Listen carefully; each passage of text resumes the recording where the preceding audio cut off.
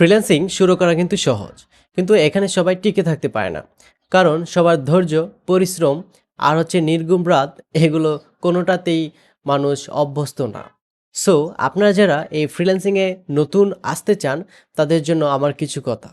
তো এখানে যারা বিগিনার আছেন তারা আপনার যেকোনো একটা স্কিল শিখবেন। ধরেন আপনি গ্রাফিক্স ডিজাইন অথবা ভিডিও এডিটিং অথবা এখানে ওয়েব ডেভেলপ। তো এখানে আরো অনেক ক্যাটেগরি আছে।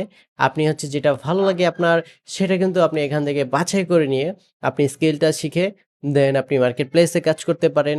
আপনি বাংলাদেশের অনেক মার্কেট প্লেস আছে, অনেক গ্রুপ আছে, ওগুলা থেকে আপনি অনেক কাজ পেতে পারেন। সো আপনারা যদি একজন ডিজাইনার হয়ে থাকেন, দেখবেন কি অনেক সময় অনেক পোস্ট থাকে যে আমার এরকম একটা থাম্বনেল ডিজাইন প্রয়োজন, অথবা আপনারা বিভিন্ন ইউটিউব চ্যানেলের কাজ করতে পারবেন। যদি ভিডিও এডিটর হয়ে থাকেন তাহলে বিভিন্ন কনটেন্ট ক্রিয়েটরের সাথে কাজ করতে পারেন, ইন্টারন্যাশনালিও কাজ করতে পারেন।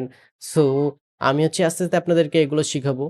আপনারা যদি আমার এই ইউটিউব চ্যানেল অ্যান্ড পেজে ফলো দিয়ে থাকেন তাহলে কিন্তু আমি একটার পর একটা এরকম ভিডিও দিয়ে যাব। আশা করি কন্টিনিউ করব এখন থেকে ভিডিওগুলো।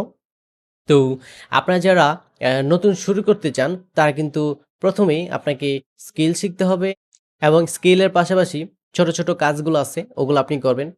তারপরে আপনি বিভিন্ন ক্লায়েন্টের কাজ কিন্তু আপনি ফ্রিতে করে দিবেন। ফ্রিতে করলে আপনার একটা আত্মবিশ্বাস বাড়বে।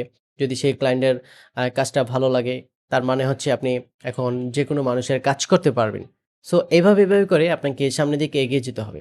আর এরকম যদি আপনি ৬ মাস, ১ বছর করেন, তাহলে কিন্তু আশা করি আপনি এখান থেকে আপনি ভালো কিছু করতে পারবেন।